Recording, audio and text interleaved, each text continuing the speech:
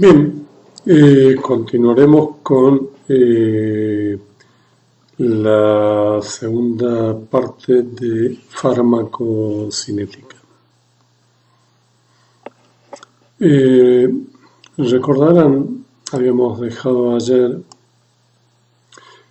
con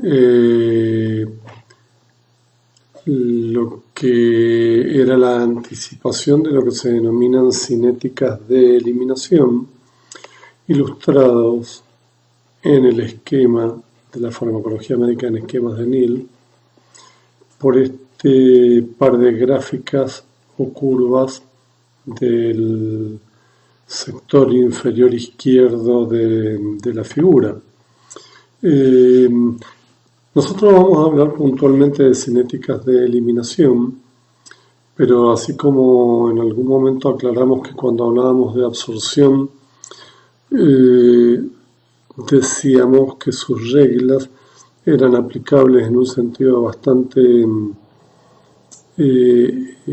amplio y generalizado a lo que era pasaje de fármacos a través de membranas celulares, se tratase esto de precisamente la absorción posterior a la administración, de acuerdo a la vía de administración seleccionada, pero que al comprender en sentido global el pasaje de un fármaco de un compartimiento a otro a través de membranas plasmáticas, hablar de la absorción y sus reglas era lo mismo también que hablar de la eliminación y sus reglas, o del pasaje de los fármacos de la sangre a los tejidos y de los tejidos de retorno a la sangre. En esto hay una suerte de situación similar. Cuando hablamos de cinética de eliminación, estamos hablando también de cinéticas de absorción. ¿Por qué hablamos de eliminación? Sencillamente porque la visualización de sus curvas y la interpretación de las mismas hacen más sencillo la explicación de los fenómenos que están tomando lugar durante esas cinéticas.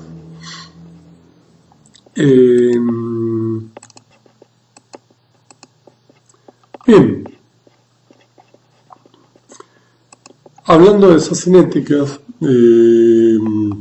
vamos a decir que hay más de un tipo de cinética, de hecho hay más de las que vamos a ver, pero que las dos fundamentales son lo que se denominan cinéticas de primer orden, cinéticas de eliminación de primer orden y cinéticas de eliminación de orden cero.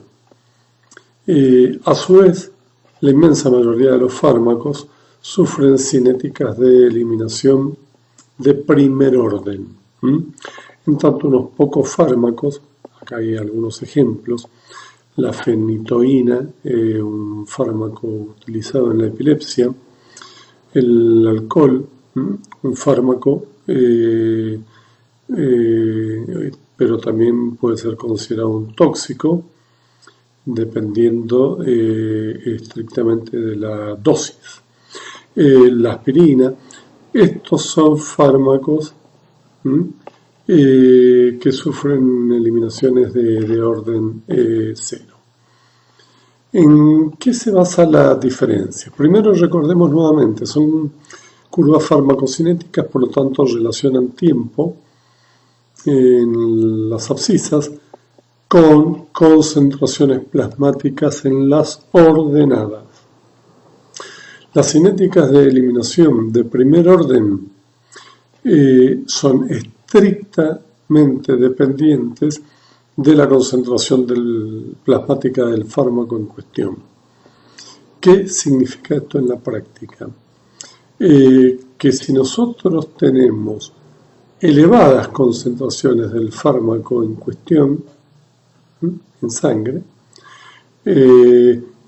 pues cuando haya elevadas cantidades del fármaco en cuestión, la velocidad de eliminación será rápida, como se ejemplifica en esta primera parte de la gráfica, digamos hasta por aquí, en donde en muy poco tiempo se produce la caída del fármaco significativamente. Y de hecho, en poco tiempo más, las concentraciones del fármaco caen a la mitad. Habiendo mucho fármaco circulante, su velocidad de eliminación es rápida. Cuando el fármaco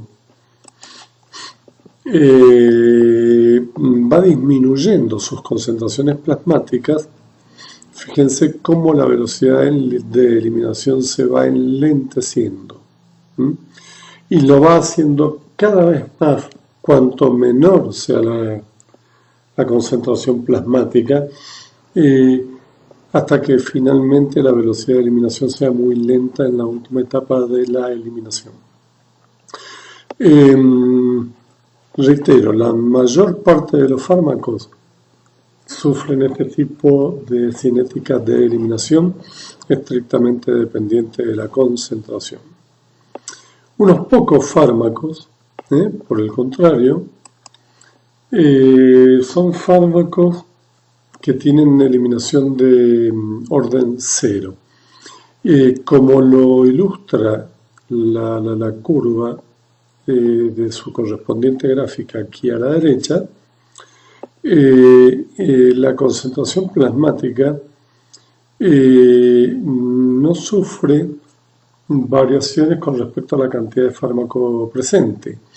En cada punto del gráfico se está eliminando una cantidad constante del fármaco por unidad de tiempo.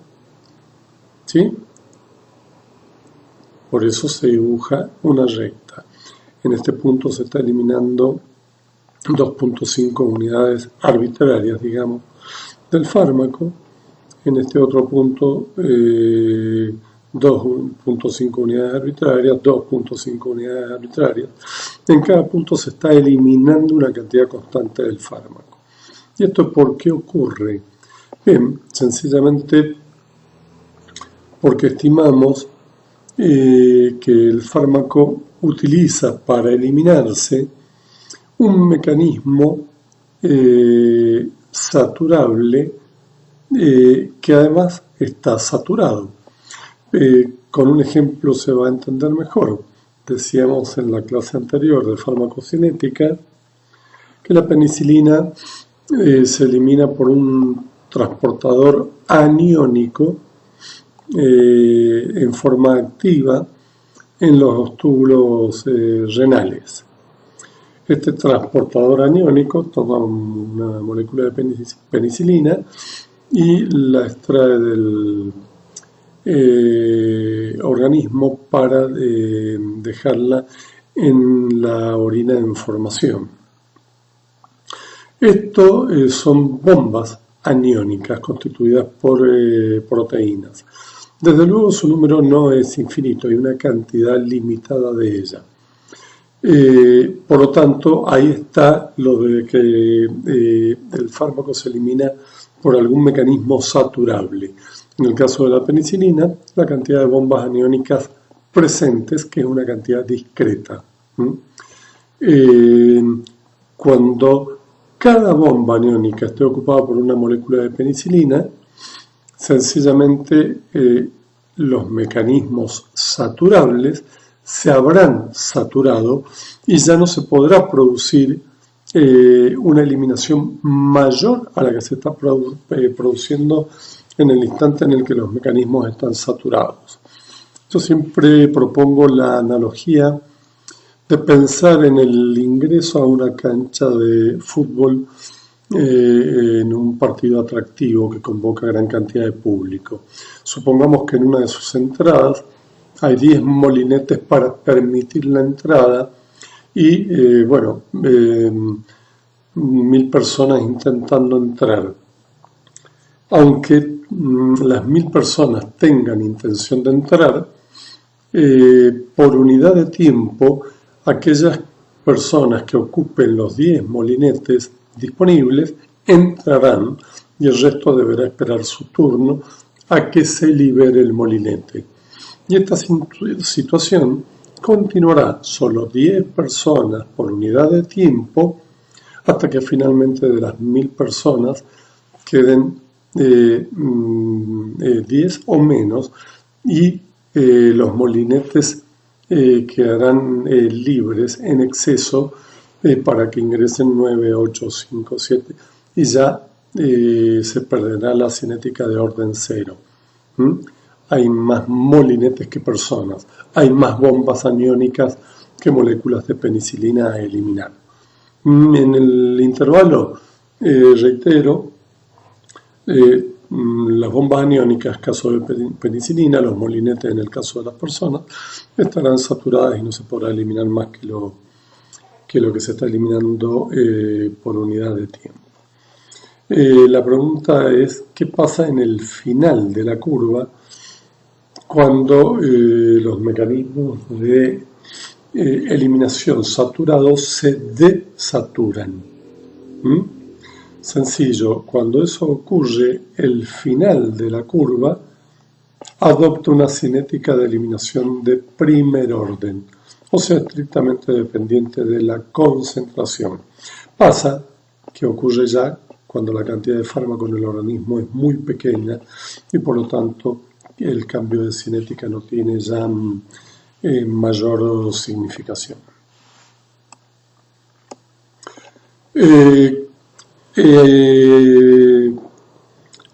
Cuando se habla de metabolismo de primer pasada, se habla de un concepto no aplicable solo al metabolismo de primer pasada, pero en el que se puede examinar bastante bien, que es la extracción del fármaco circulante.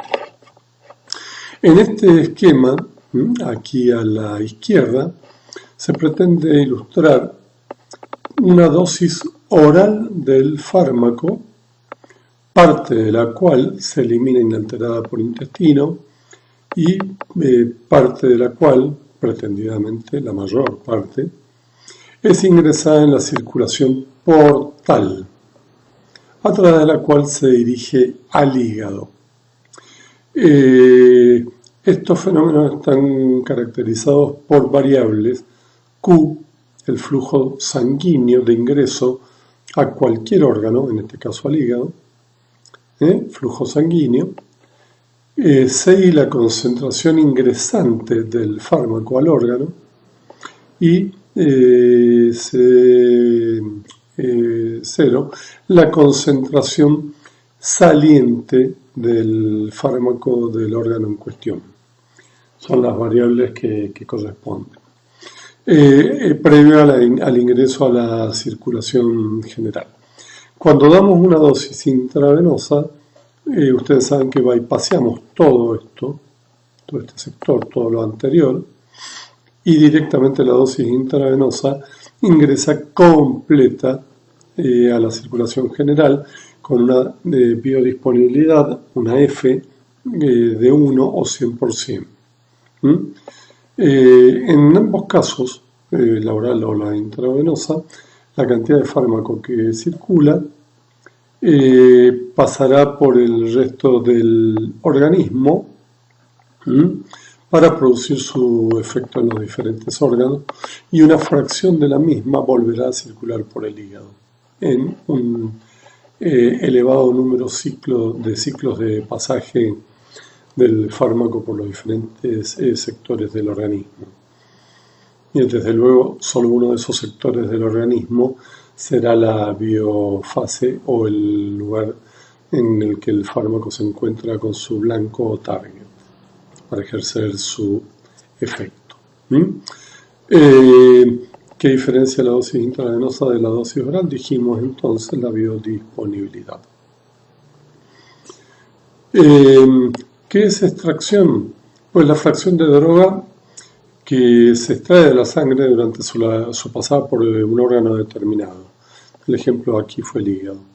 Y esta velocidad de eliminación, de algún modo matemáticamente, se caracteriza por una operación de resta.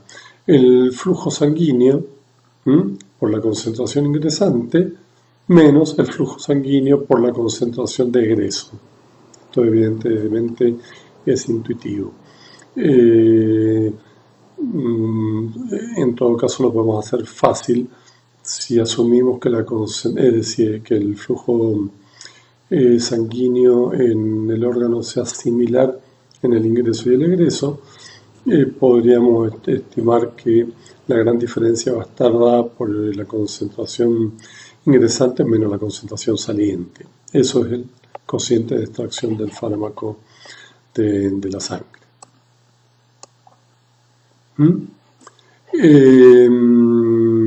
Esto es sencillamente profundizar un poco en lo que ya hemos manifestado.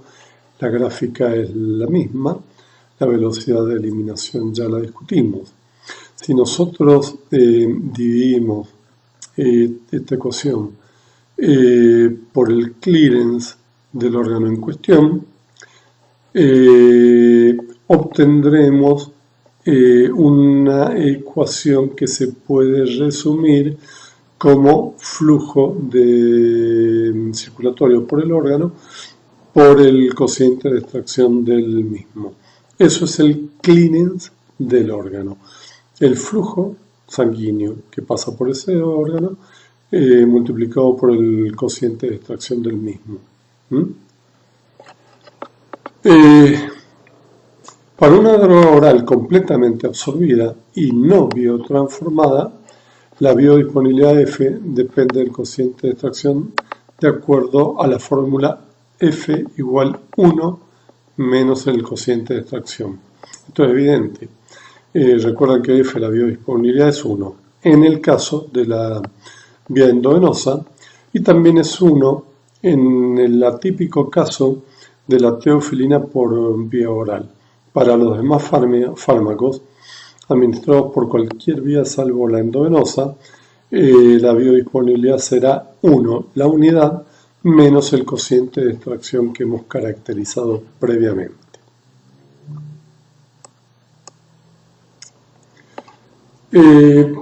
Dijimos en el comienzo de farmacocinética que es el estudio cuantitativo que relaciona el tiempo con las concentraciones plasmáticas del fármaco, que había parámetros primarios que se caracterizaban por no derivar de ningún otro y parámetros secundarios que eran producto de operar entre los parámetros primarios entre sí. La vida media, una variable muy importante en farmacología y que deben tener presente desde el punto de vista conceptual y desde el punto de vista práctico, porque va a influir en la prescripción que hagan de fármacos y en los intervalos de dosis que van a establecer. La vida media se caracteriza por una fórmula que es el logaritmo natural de 2 multiplicado por el volumen de distribución sobre el clearance. Esto ya nos permite afirmar que la vida media es un parámetro derivado, secundario. ¿Por qué? Porque incluye a dos parámetros primarios, el volumen de distribución y el clearance. Muchas veces esto queda expresado en forma simplificada como 0.693, que no es nada más que el logaritmo natural de base 2. ¿Por qué se utiliza? No nos vamos a extender, pero sencillamente las eliminaciones exponenciales en general quedan bien descritas por el logaritmo natural de base 2. Como decíamos, se trata de un parámetro derivado, la vida media, que relaciona por un lado al volumen de distribución del fármaco y por el otro lado al clearance. El caso más simple y frecuente que podemos encontrar es el considerar al organismo como un único compartimento o compartimento.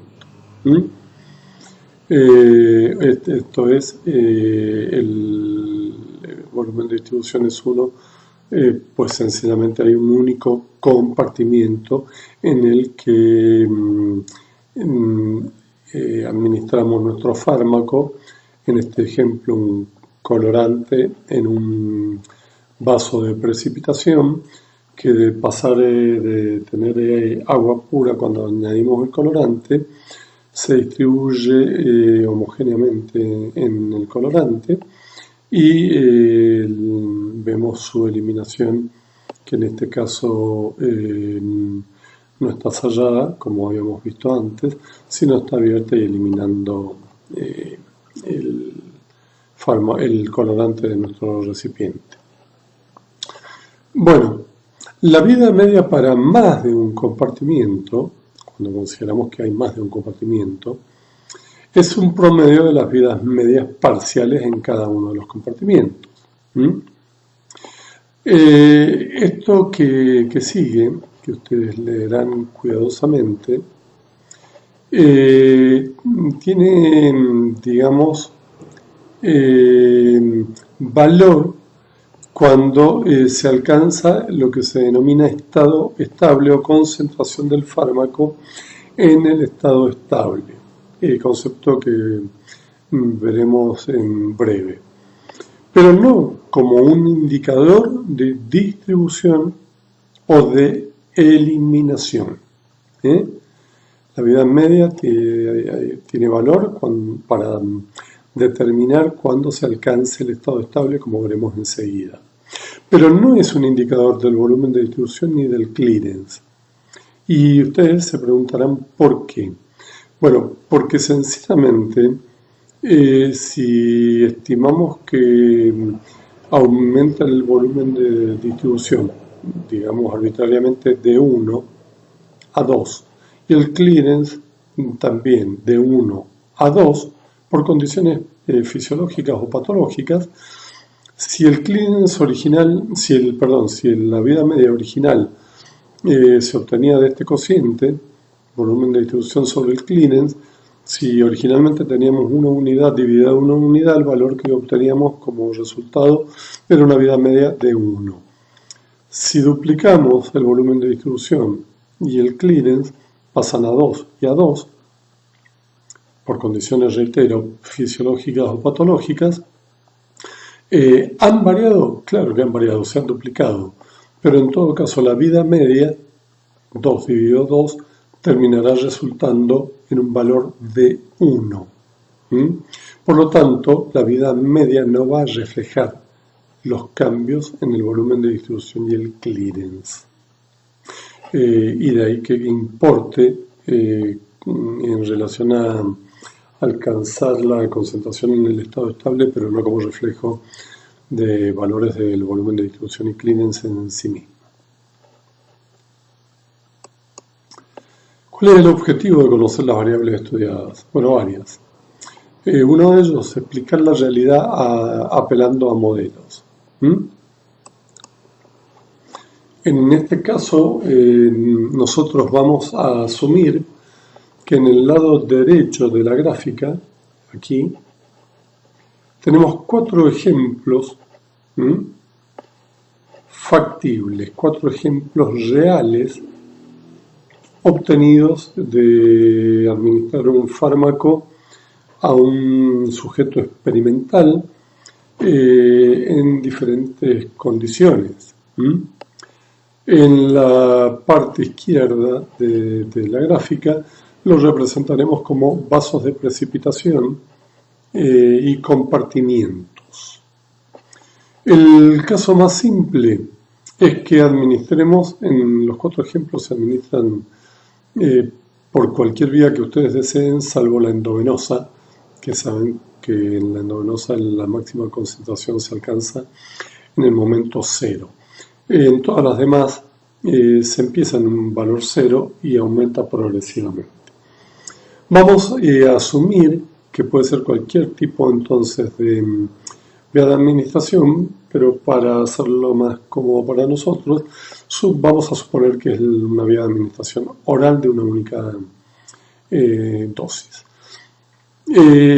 Aquí tenemos el resultado experimental de administrar una dosis.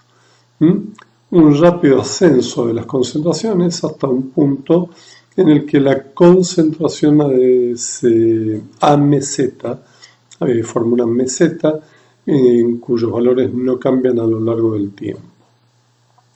Esto queda representado en un vaso de precipitación en el que inyectamos nuestro colorante o fármaco. El vaso de precipitación y su contenido líquido vamos a suponer que representa la sangre. Y es un único compartimiento. De no haber nada de colorante, pasa a haber una gran cantidad de colorante que se distribuye uniformemente y que una vez distribuido, como no hay ninguna vía de eliminación, se mantiene inalterado a lo largo del tiempo. El segundo ejemplo, lo único es igual al anterior, pero lo que añade es una vía de eliminación que podríamos suponer es una vía de eliminación renal. Se produce exactamente lo mismo que antes, un rápido ascenso hasta alcanzar una concentración máxima, a partir de la cual no se forma una meseta porque la vía de eliminación va a ir provocando que se produzca un descenso más rápido al comienzo, más lento al final, de la concentración del fármaco a lo largo del tiempo. En este tipo de curvas, reitero, son todas obtenibles experimentalmente. Vemos que se produce un rápido ascenso del fármaco, un rápido descenso del fármaco en esta primera etapa, para luego obtener una concentración de meseta, sea meseta el fármaco y su concentración ya no varía. En nuestros modelos asumimos ahora un modelo de dos compartimientos, no de uno, como antes.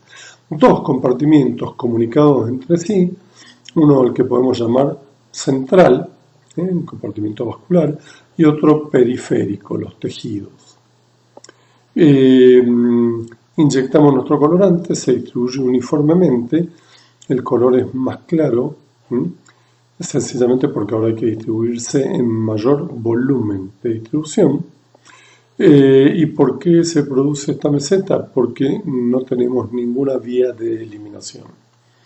El último de los casos lo único que hace es añadir la vía de eliminación, por lo tanto se producirá un máximo con una rápida caída y luego no una meseta sino una disminución lenta de la concentración a lo largo del tiempo.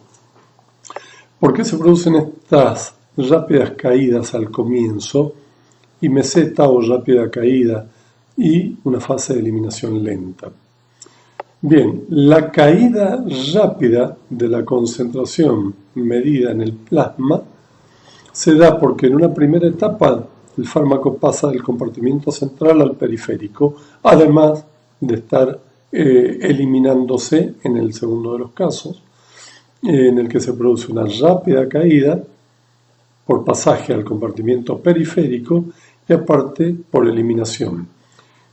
Cuando se equilibra y la eliminación se mantiene igual, la eliminación se hace lenta, amortiguada, porque aunque la velocidad de eliminación no disminuyó con respecto al comienzo, se amortigua la velocidad de eliminación porque el fármaco está retornando del compartimiento periférico al central. Estos son ejemplos de cómo modelizar la realidad. ¿Cuál es la realidad? Las gráficas de la derecha. ¿Cuáles son los modelos? Las gráficas de la izquierda. ¿Qué intento hacer? Pues explicar la realidad experimental apelando a modelos que me resulten útiles para explicar la realidad. Ahora, en ningún momento dado confundo el modelo con la realidad. Son dos cosas absolutamente diferentes y que inicialmente, cuando no tenemos experiencia, tendemos a confundir. Vamos a ver ejemplos de un modelo unicompartimental o unicompartimental. El modelo unicompartimental asume que el organismo es un único compartimiento al que el fármaco ingresa, caracterizado por una constante de absorción, se distribuye en este único compartimiento o volumen de distribución, alcanzando determinadas concentraciones plasmáticas, y abandonará el organismo, nuestro único compartimiento, mediado una constante de eliminación. Traducido a gráficas, para una administración endovenosa, tiempo, y acá el logaritmo de las concentraciones, por eso vemos rectas en vez de curvas, vemos que en una eliminación endovenosa el modelo unicompartimental se caracteriza por alcanzar su concentración máxima plasmática en el tiempo cero y luego por ir disminuyendo a lo largo del tiempo en forma continua, caracterizado por una constante de eliminación y una vida media, que es la caída del valor original a la mitad de su valor. En el ejemplo de una vía oral es estrictamente asimilable, salvo por el hecho de que la máxima concentración no se da en el tiempo cero, sino que en el predominio de la absorción se va produciendo un aumento de la concentración que se va enlenteciendo hasta llegar a este punto de inflexión en donde se equilibra lo que se absorbe con lo que se elimina, momento transiente a partir del cual predomina la eliminación de acuerdo a una constante de eliminación. También caracterizado por una vida media, en el cual diríamos la concentración del fármaco cae a la mitad de su valor original. Cuando hablamos de modelos de dos compartimientos, si ustedes ven este segmento aquí,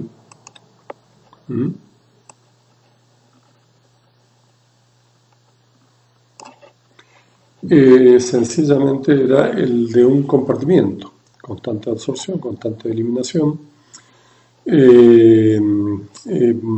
concentraciones plasmáticas y volumen de distribución en el compartimiento central, que antes era el volumen de distribución único. Aquí se añade algo, que es esto, un segundo compartimiento, que es el compartimiento extravascular o compartimiento periférico, si el anterior era el compartimiento central.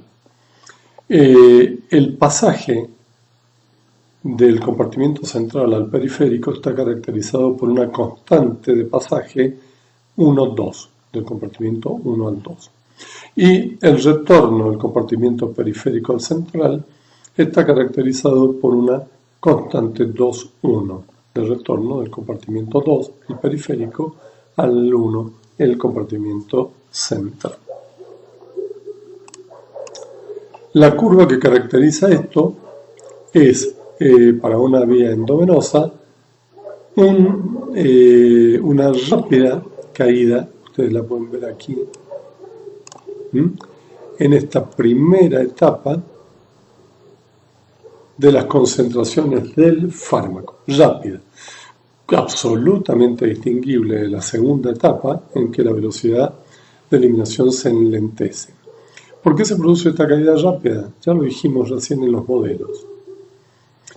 Porque en una primera etapa el fármaco se elimina, de acuerdo a una constante de eliminación que no varía, pero a su vez está pasando del compartimiento central al periférico.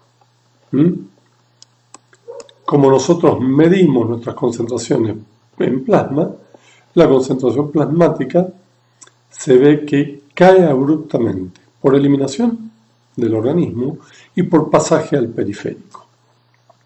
¿Por qué se enlentece en la segunda etapa? A partir de aquí. Sencillamente porque la constante de eliminación se mantiene, como siempre. Pero a su vez hay un retorno del fármaco, del compartimiento central al periférico, que hace que las concentraciones plasmáticas se vean amortiguadas en su descenso y sean mayores a las que se producirían si el fármaco no volviese del compartimiento central al periférico. Esto podría hacerse representando, si no hubiese retorno del compartimiento central al periférico, como que igual se produciría un enlentecimiento, pero el descenso sería un poco más rápido porque lo que habría es nada más que constante de eliminación sin amortiguación por el retorno del compartimiento periférico al central.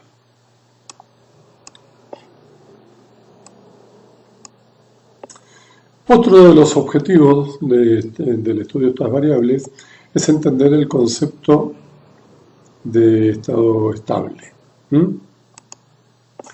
Y aquí está dibujada nuevamente una curva, una única dosis, administrada por cualquier vía que no sea la endovenosa, asumamos que sea oral.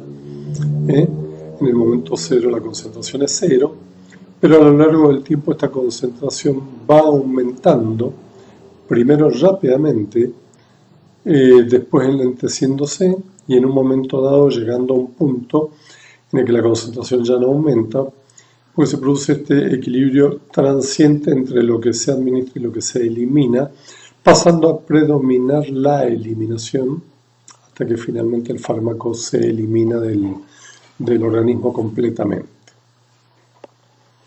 Este punto en el que se alcanza un equilibrio entre lo que se administra y lo que se elimina, y en ese punto transiente la concentración no aumenta ni disminuye, se denomina estado estable. Concentración en el estado estable. En los regímenes de administración sostenida crónica, este estado estable es muy importante porque generalmente ustedes van a tender a manejar su prescripción de modo tal de mantener al fármaco de forma tal que su concentración plasmática se mantenga en el estado estable dentro de lo que se denomina ventana terapéutica que examinaremos enseguida.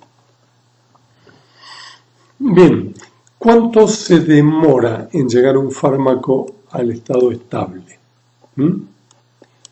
Pues bien, lo que se demora lo van a encontrar de diferentes formas, pero es aproximadamente el equivalente de 3.5 a 4.5 o 4 vidas medias. La vida media del fármaco es una característica del fármaco, interactuando con el organismo, en condiciones ideales, en donde no haya alteraciones, por ejemplo, hepáticas o renales, o dadas por la edad, ancianos o niños, por el sexo, mujeres u hombres, por el peso, sobrepeso, peso no normal o delgadez. La vida media es una característica entonces bastante importante del fármaco porque es la que nos va a permitir determinar en cuánto tiempo se alcanza la concentración en el estado estable en la ventana terapéutica y por lo tanto los intervalos de dosificación. Interesante es que la eliminación del fármaco, en ausencia de factores que puedan introducir modificaciones, ya saben, aumento o disminuciones del volumen de distribución, aumento o disminuciones del clearance. Si no hay factores que lo alteren, la eliminación estará caracterizada también por un tiempo medido en vidas medias que será idéntico al tiempo que se tardó en alcanzar el estado estable durante la absorción. o sea, 3.5 a 4.5 vidas medias.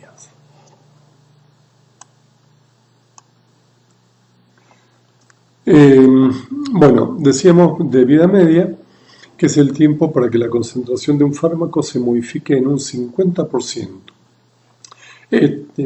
Yo quiero hacer notar la modificación en el 50%, tanto que se esté dando durante la absorción como durante la eliminación del fármaco. Esto es el 50% de aumento o el 50% de disminución con respecto a una medida anterior. Esto es, si nosotros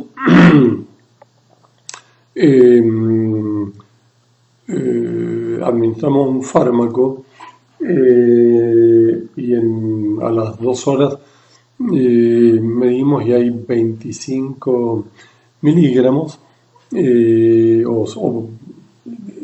para hacerlo más sencillo, 20 miligramos, un aumento que modifique en 50% el valor sería la mitad del valor original, es decir, si era 20, 10. Cuando sea 10, 5. Cuando sea 5, 2,5. Esto vale para la absorción y para la eliminación. Caídas de la concentración de 20 a 10 en un intervalo dado, caídas de la concentración de 10 a 5 en otro intervalo dado, de 5 a 2,5 en otro intervalo dado. Bien,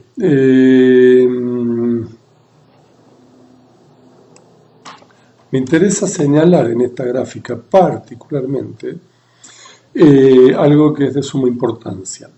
La gráfica está pretendiendo demostrar la administración por vía oral de un fármaco. Es el mismo fármaco, administrado a dos personas diferentes, o si quieren a la misma persona en días diferentes.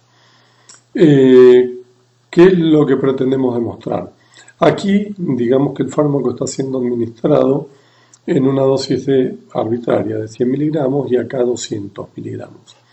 ¿En cuánto tiempo se tarda en alcanzar la vida media? ¿Cuánto tiempo se tarda en alcanzar el estado estable para estos dos fármacos?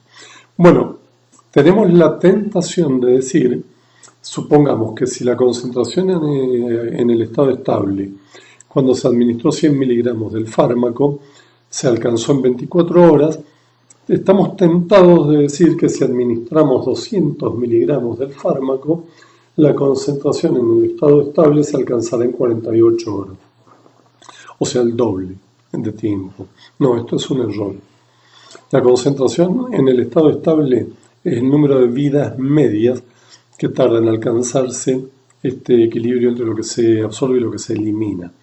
Es una propiedad del fármaco y actuando en el mismo organismo tardará la misma cantidad de tiempo, administremos 100 o 200 miligramos. Esto se puede apreciar también para dosis endovenosas únicas, en donde 100 miligramos inyectados versus 50 miligramos inyectados tardarán el mismo número de horas, esto es vidas medias, en eliminarse. Las 3,5, 4,5 horas, vidas medias que se requieren para eliminarse.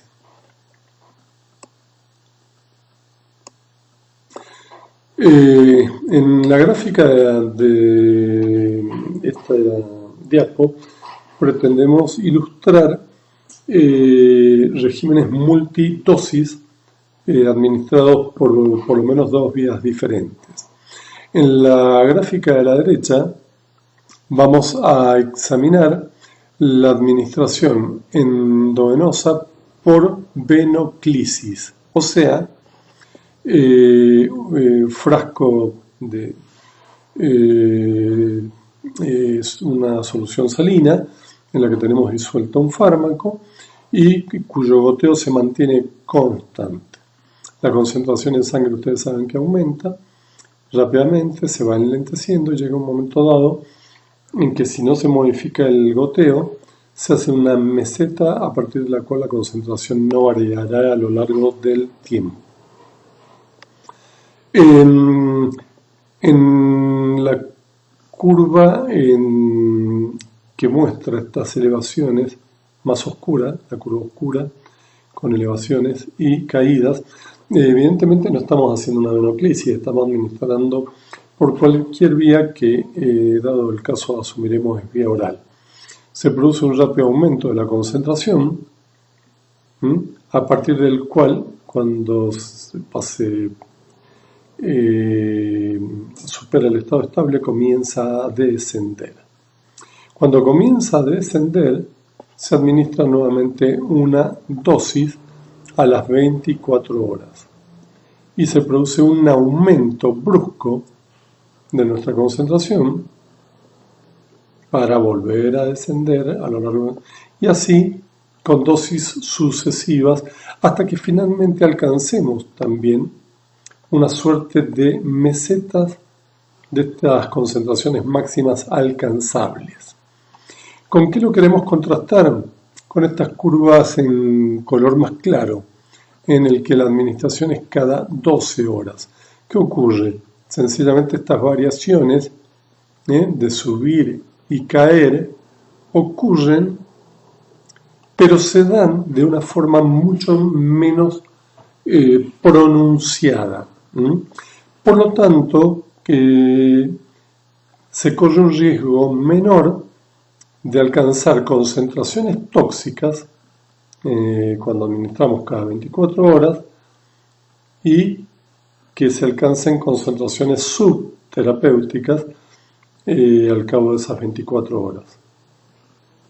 Cuando lo hacemos cada 12 horas, se llega a una concentración no tan elevada, pero terapéutica, se cae a una concentración y antes de que sea subterapéutica se administra una nueva dosis y este mecanismo se repite cada 12 horas hasta alcanzar un equilibrio de picos y valles, pero ambos presumiblemente dentro de la ventana terapéutica que caracteriza al fármaco. En esto vemos regímenes de acumulaciones de dosis orales. Si esto quisiéramos ver una única dosis oral, es lo que ya hemos caracterizado reiteradamente a lo largo de esta presentación. Acá vemos un régimen multidosis, en donde pasado el primer pico y cuando comienza a descender se administra una segunda dosis, cuando comienza a descender una tercera y cuarta y etcétera, etcétera, hasta que en un momento dado picos y valles se equilibran y si el régimen...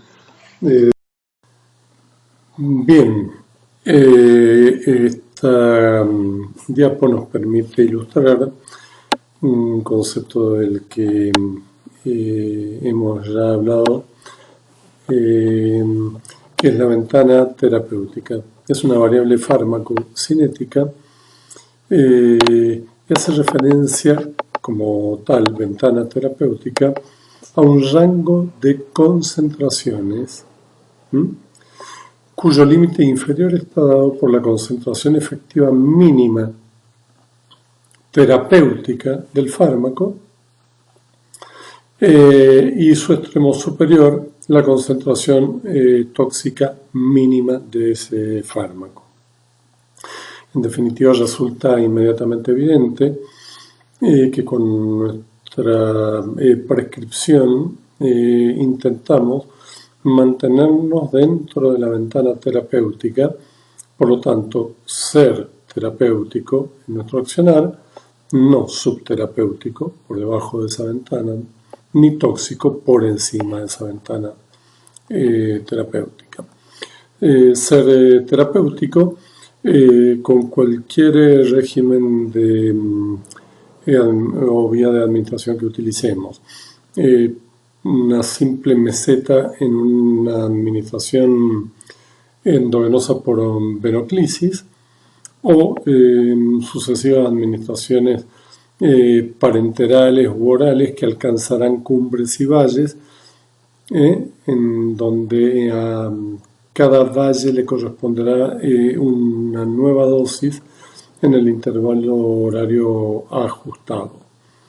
En definitiva, objetivo, diseñar un esquema de dosificación que nos permita mantener, independientemente de las oscilaciones, a nuestro fármaco en un rango de dosis que produzca el efecto terapéutico sin producir efectos tóxicos. Bueno, y el último de los conceptos vinculados a estas variables, diseñar esquema de dosificación íntimamente relacionado con lo que acabamos de decir. La dosificación, manejada a través de la prescripción vía una receta médica. Bueno, es un proyecto de administración de drogas. Mientras ustedes tienen la obligación técnica, formal, indeclinable, de contar con toda la formación farmacológica que sostenga su prescripción en términos de pensamiento argumental, crítico, intelectualmente válido. En la práctica, ustedes saben que el conocer todas estas variables, cuando se encuentran frente a un recetario con una virome y un sello, las cosas que ustedes pueden llegar a manejar y van a manejar son las dosis que van a administrar, la vía de administración, el intervalo entre dosis y la duración del tratamiento. Nuestras opciones en general saben que en relación a todo esto distinguen a infusiones endovenosas permanentes. Una infusión endovenosa permanente desde el punto de vista farmacológico se conoce como o se considera una administración intermitente a intervalos infinitamente pequeños. O utilizar dosis intermitentes, ya sean orales o parenterales. No pretendemos hacer un exhaustivo desarrollo de este tema, que ustedes manejarán a fondo en terapéutica, pero en relación a dosificación se habla de una dosis de mantenimiento, de una dosis de carga, todo esto para pacientes con competencia hepática y renal, y dosis corregida cuando precisamente tenemos algún problema, por ejemplo, en la competencia renal. La dosis de mantenimiento y dosis de carga, en definitiva, tienen algo en común, que es una concentración plasmática deseada que enlaza directamente con concentración plasmática ubicada en alguno de los valores del rango que nos concede la ventana terapéutica. La diferencia es que mientras la dosis de mantenimiento es semejante a lo largo de todo el régimen de prescripción, la de carga involucra una gran dosis inicial para luego pasar a dosis de mantenimiento. Decíamos, en ambas el elemento común es la concentración plasmática. Para la dosis de mantenimiento es fundamental el clearance o depuración. En cambio, para la dosis de carga, y se entiende, la variable clave es el volumen de distribución aparente. Cuando administramos dosis de carga, precisamente cuando hay fármacos que requieren, como por ejemplo los glucósidos cardiotónicos, ocupar grandes cantidades de espacio en los cuales se acumula, pero no es terapéutico. En el caso de estos digitálicos, debemos dar una gran dosis que nos permita ocupar tejidos de circulación lenta, como el tejido adiposo, en tejidos de circulación más rápida, pero en donde el efecto terapéutico no se manifiesta, como el músculo esquelético, de modo tal que con esa gran dosis aún nos sigue quedando una concentración adecuada para utilizar en el target, que es la fibra miocárdica. Para el resto de los fármacos, que dicho sea de paso son la mayoría, se utilizan normalmente dosis de mantenimiento en forma directa,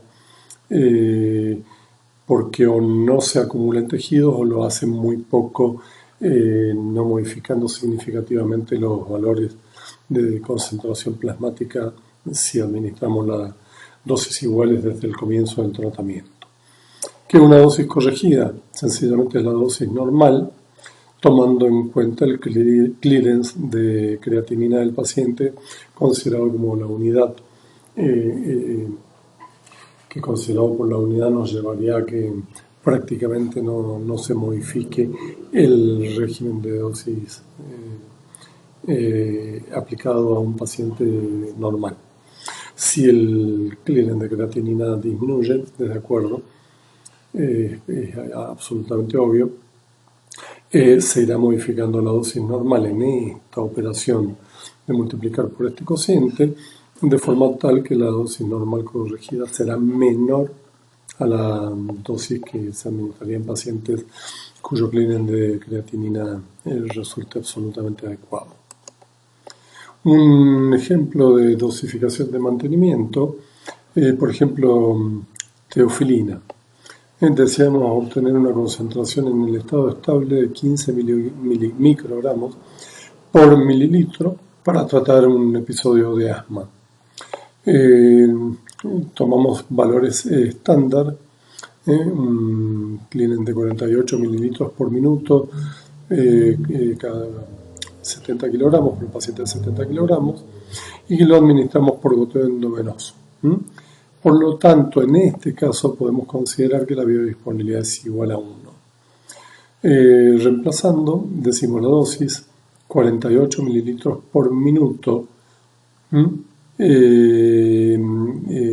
por 15 microgramos por mililitro, nos arroja una dosis de 720 microgramos por minuto para un paciente de 70 kilogramos.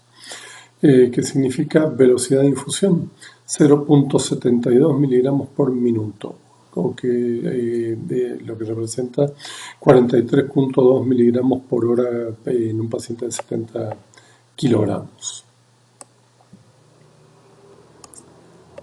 Si transformamos lo mismo, pero como una dosis de carga para teofilina, en lugar del clearance consideramos el volumen de distribución, y la concentración plasmática de este volumen de distribución en el estado estable, que es de 35 litros. 15 microgramos por mililitro es simplemente el producto de multiplicar la dosis, 525 miligramos, será nuestra dosis de carga. En todo caso, hay que tener en cuenta que esta dosis no indica la velocidad a la que debe realizarse la administración, sino más bien en sentido contrario. En este caso, la dosis debe extenderse en su administración a lo largo de 20 minutos, pues en caso contrario se alcanzarían niveles tóxicos muy rápidamente.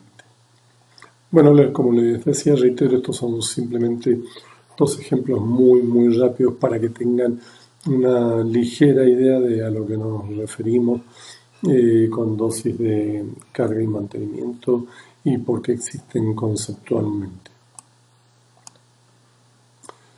Vamos a completar la visión de este teórico de farmacocinética, prestándole atención a algunos conceptos vinculados a reacciones adversas.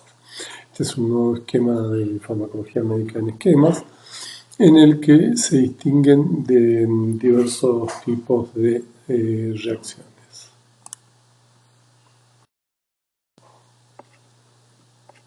Bien, las reacciones adversas a fármacos se pueden clasificar de diversos modos. Uno, entre tantos, no necesariamente el mejor, eh, distingue reacciones adversas a drogas que están relacionadas con las dosis de los fármacos y que de algún modo son conocidas y predecibles, las distinguen de aquellas otras reacciones adversas a drogas que no necesariamente se relacionan con la dosis y que son no necesariamente desconocidas, pero sí impredecibles. Estas últimas normalmente tienen una base genética en la cual no pocas veces está involucrado el factor del sistema inmune y sus reacciones a diversas moléculas. Bueno, las que decíamos como relacionadas con la dosis, que son predecibles, admiten muchos ejemplos, pero qué sé yo, un ejemplo podría ser hipoglucemia debido al uso de insulina, sangrado por utilización de anticoagulantes como la warfarina, a veces con efectos intrínsecos del fármaco que sencillamente a medida que uno aumenta la dosis no se puede dejar de estar caminando en el borde de alguna cornisa, como por ejemplo la depresión respiratoria por opiáceos, en particular morfina, cuando se está haciendo analgesia en cuadros de dolores extremos.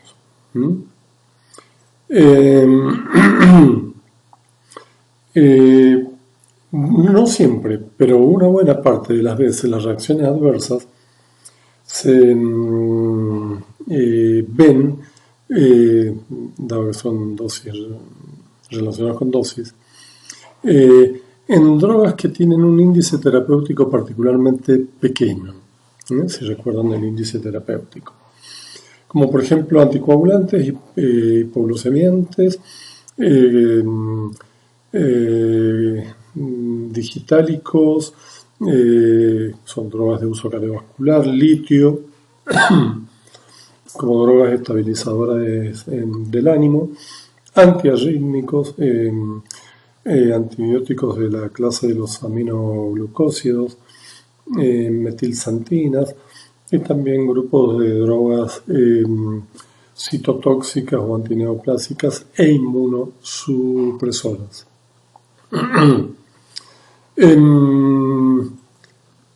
Muchas de estas reacciones adversas suelen ser comunes, pero a menudo, afortunadamente, no severas. En líneas generales suelen ser más severas aquellas no predecibles de base genética, entre las que se encuentra, por ejemplo, el síndrome de Stevens-Johnson, que es algo que puede producir cualquier droga en cualquier persona, en cualquier momento de su vida, afortunadamente con una frecuencia tan baja que es como para no prescindir del uso de los fármacos en líneas generales. A veces factores genéticos son los responsables y porque reducen, qué sé yo, la metabolización de un fármaco. Se me viene en este momento a la cabeza el uso de succinilcolina, que es un bloqueante neuromuscular, metabolizado por una pseudocolinesterasa plasmática. Su comienzo de acción es muy rápido, antes de los 5 minutos, y su duración de acción es muy corta, 5 minutos. Es sumamente efectivo como bloqueante neuromuscular. Producen parálisis de músculo esquelético, por lo que se hace respiración asistida. Bueno, en unos pocos pacientes, y acá la base es genética, hay una variante anómala de la pseudocolinesterasa que no es que no actúe, sino que lo hace con una cinética mucho más lenta que la pseudocolinesterasa normal. Por lo tanto, una droga cuya duración de acción es 5 minutos se puede prolongar a horas. Y durante todo ese tiempo hay que mantener al paciente con una asistencia respiratoria para darle tiempo a que esta pseudocolinesterasa defectuosa actúe. Qué sé yo, desde luego también las enfermedades renales pueden llevar a acumulación y toxicidad, incluso si una droga eliminada por filtración glomerular o secreción tubular, qué sé yo, la gentamicina, por ejemplo, y otros aminoglucósidos, la dioxina, bueno, como tanto, anfotericina, captopril, dado a que la enfermedad real impide su eliminación, se elevan sus concentraciones y rápidamente se llegan a consecuencias que pueden tener que ver con respuestas dosis dependientes. Capítulo particularmente interesante son las interacciones de fármacos, que es lo que uno entiende por interacciones de fármacos.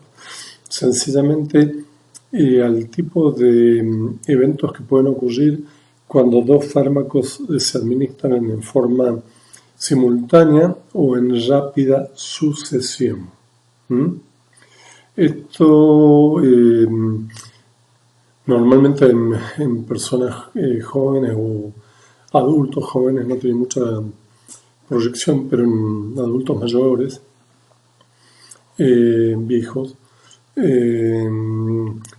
que suelen ser pacientes que están marcados en lo que se denomina como polifarmacia, porque reciben una gran cantidad de principios activos por día. Se deben a interacciones, sus reacciones adversas se deben a reacciones de interacciones medicamentosas en aproximadamente 10 al 20% de los casos, lo cual es una enormidad. Esto incluso del 10 al 20% se ven pacientes que toman por lo menos 2 drogas, y la frecuencia se eleva a 50% en pacientes que estén tomando 5 o más drogas a largo plazo. Imaginen el universo del paciente anciano que toman no 5, toman 7, 8, 10 fármacos simultáneamente.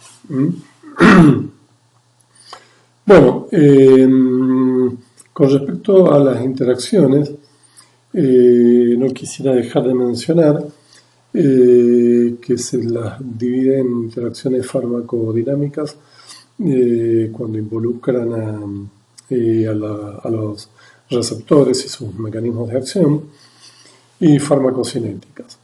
Estas interacciones farmacodinámicas, hemos avanzado algo el tema cuando veíamos adaptación de receptores a la presencia crónica de agonistas o antagonistas, a la presencia de agonistas disminuyendo el número de receptores, haciendo una regulación hacia abajo o down regulation, a la presencia crónica de antagonistas, aumentando el número de receptores, haciendo una regulación hacia arriba o una regulation.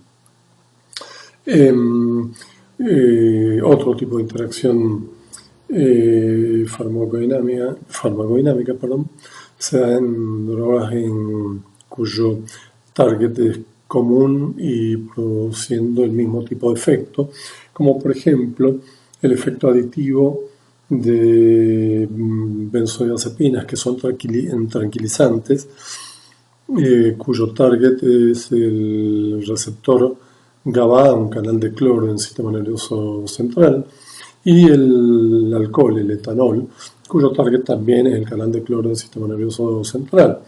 El efecto de uno es depresor del sistema nervioso central, el efecto del otro también es depresor del sistema nervioso central, consumidos simultáneamente. Hacen un efecto de adición, y la depresión puede llegar a ser manifiesta y grave e incluso poner en riesgo la vida, llevando a depresión o paro respiratorio. También se puede dar con drogas que tengan efectos opuestos. Un ejemplo que hemos dado es el uso de agonistas beta-2 para producir broncodilatación en pacientes asmáticos, a los cuales inadvertidamente se medica con beta-bloqueantes para el tratamiento de su hipertensión. Agonismo beta de un lado para dilatar el bronquio, antagonismo beta del otro para disminuir la hipertensión. Esto puede precipitar cuadros de asma severo, incluso fatales. Con respecto a las interacciones farmacocinéticas, se pueden sistematizar de modo tal que es más fácil de recordar. Si uno las vincula a el acrónimo ADME, absorción, distribución, metabolismo y excreción.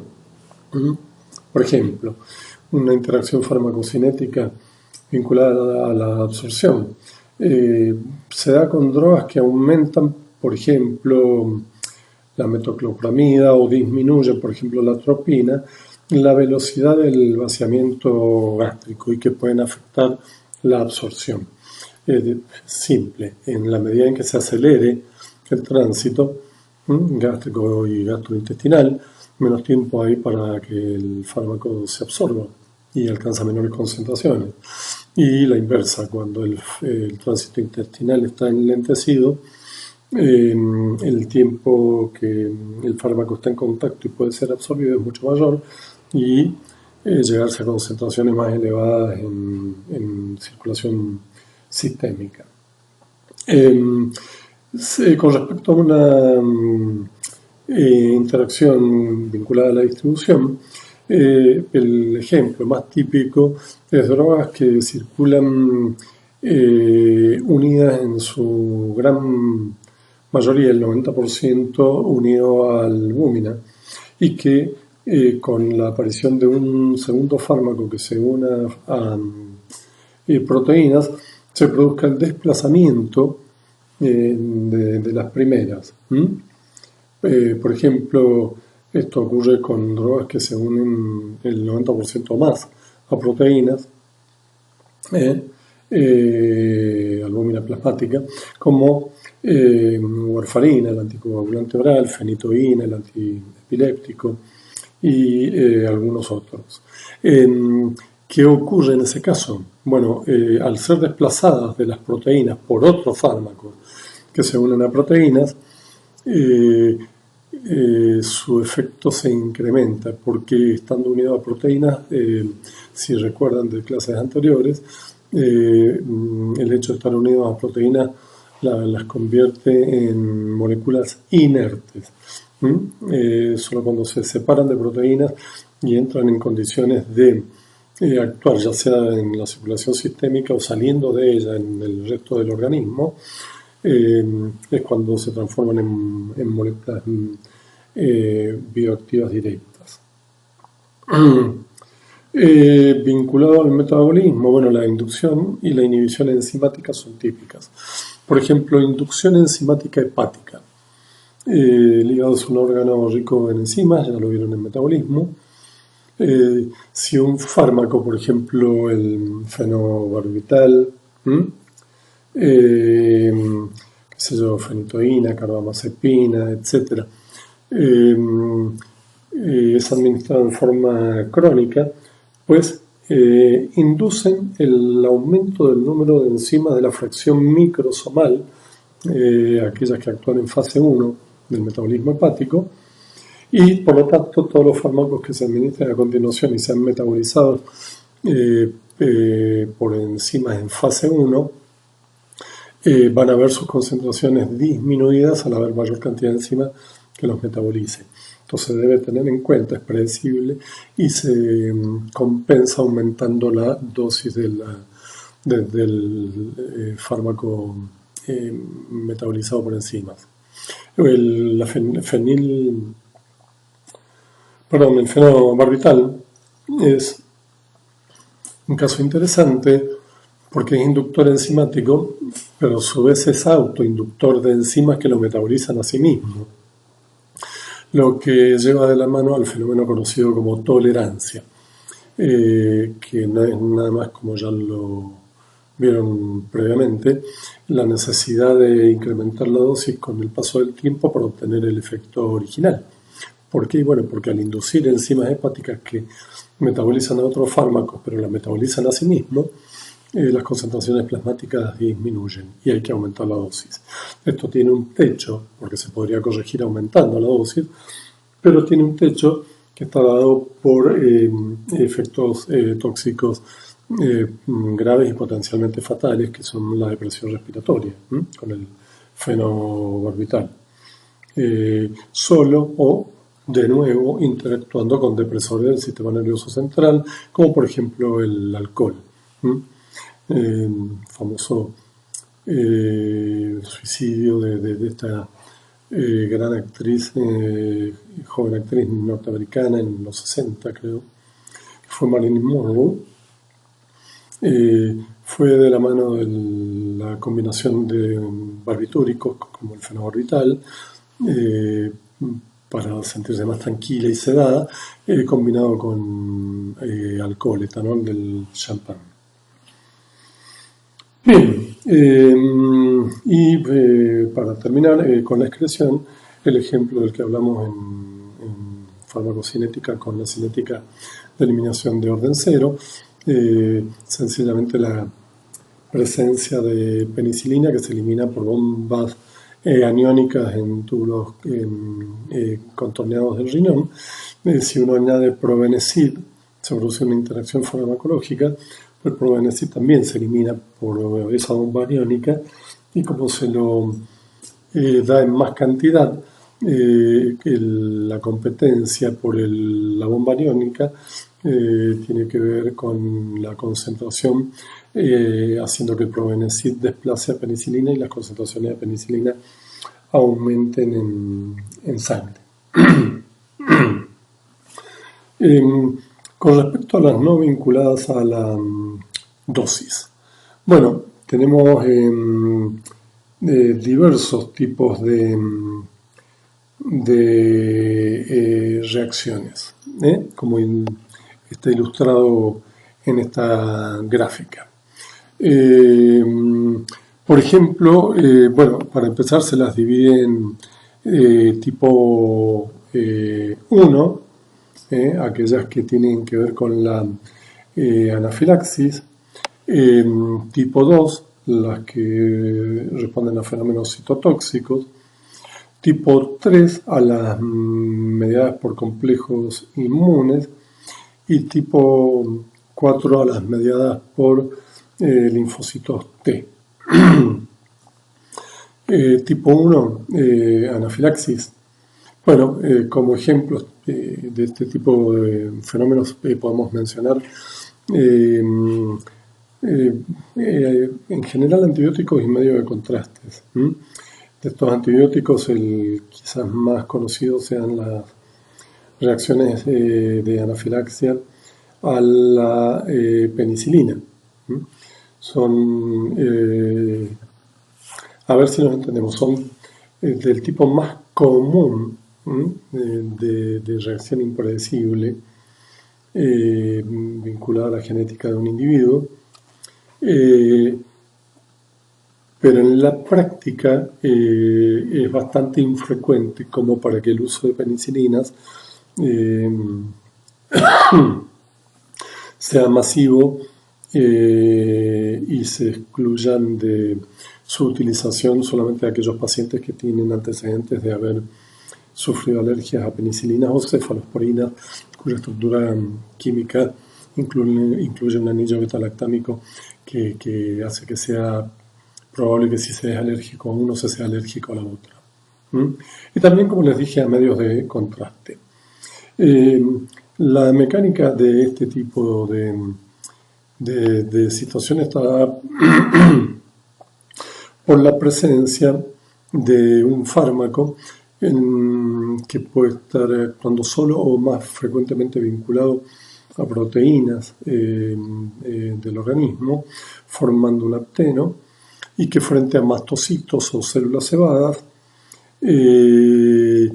produzca la estimulación de inmunoglobulinas E que llevan a la fusión de vesículas de membrana conteniendo el principal responsable de la reacción alérgica, que es el neurotransmisor o en este caso sencillamente el transmisor histamina.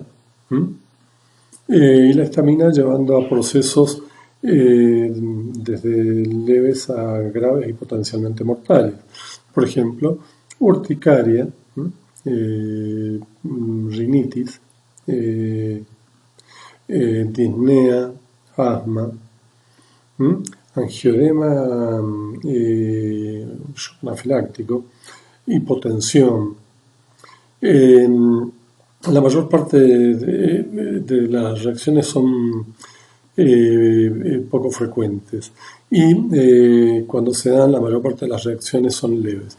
Ahora, cuando se da la variedad grave de este tipo de reacción, es sumamente grave, el shock anafiláctico, porque produce una reacción masiva a nivel orgánico, con una entrada en shock inmediata, y en general varían los tiempos, pero no es infrecuente que en el lapso de 5 o 10 minutos una persona con un shock anafiláctico pierda la vida.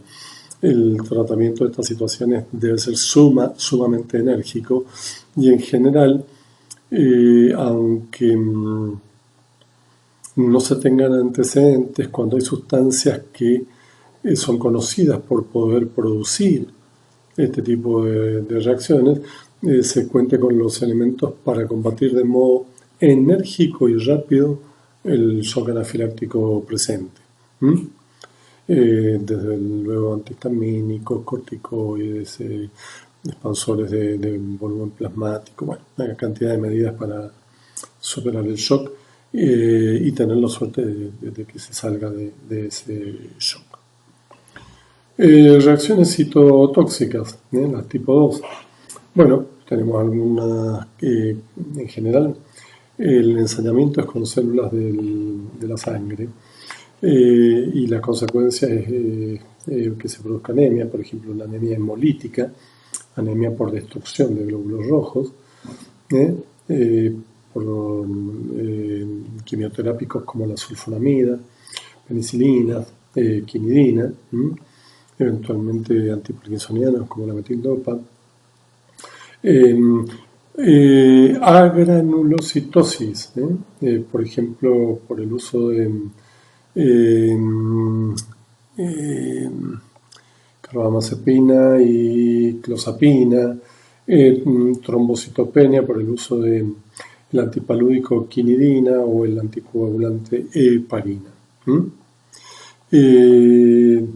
Bueno, aquí de nuevo, en todo caso, el fármaco solo, pero más frecuentemente vinculado a un segmento de otra molécula que no raras veces es un fragmento peptídico, forman un apteno. Estos aptenos convergen sobre células de la sangre, activando el complemento y llevando a la destrucción de la célula.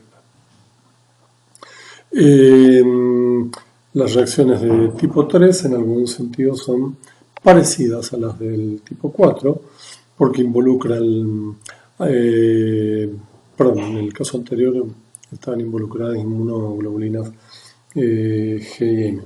En este caso inmunoglobulina G y un apteno, que es el fármaco con un fragmento peptídico, que llevan nuevamente a la activación del complemento, pero su acción es mucho más específica, se limita al daño del endotelio vascular. Lo cual no estoy queriendo decir que porque se limita el endotelio vascular el daño sea menor, todo lo contrario, puede ser daño más grave que la anterior. Y lo producen penicilina, sulfonamidas y diuréticos tiacídicos, por ejemplo. Finalmente tenemos las de tipo 4 que son mediadas por linfocitos T, previamente sensibilizados, a los que un fármaco vinculado a un pequeño péptido y actuando adapteno activa el linfocito T, que se dirige, ¿sí?, a actuar contra estas células presentadoras de complejos inmunes y eventualmente produciendo su destrucción.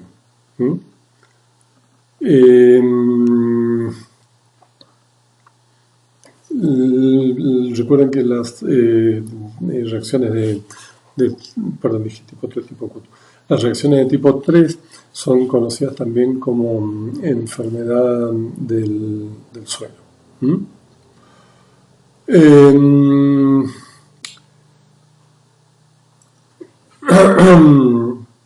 Estas tipo 4 dijimos que en todo caso se deben a la activación de los linfocitos que se ponen en contacto con las células presentadoras de antígenos y se produce como consecuencia una respuesta inflamatoria.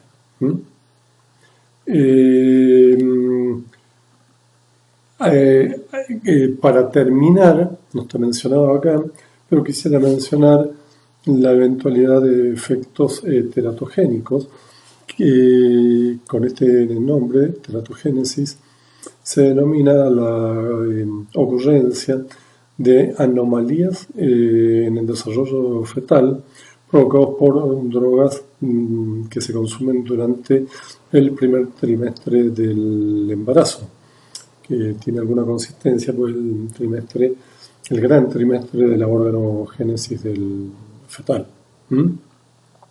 Recuerden que la mayor parte de las drogas cruzan la barrera placentaria en algún grado, algunas mucho, algunos poco, algunos intermedio, pero la gran mayoría la cruzan a la barrera placentaria.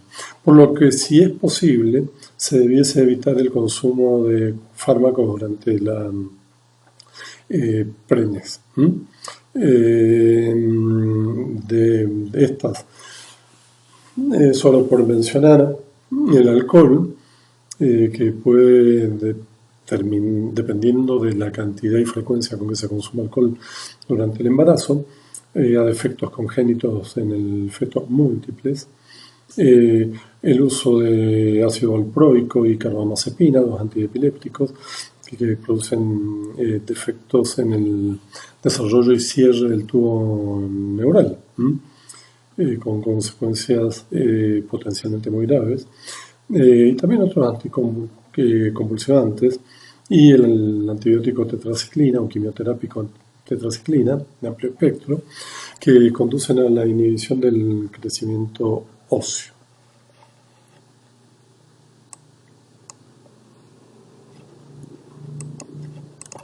Bien, con estos conceptos concluimos la segunda parte de farmacocinética.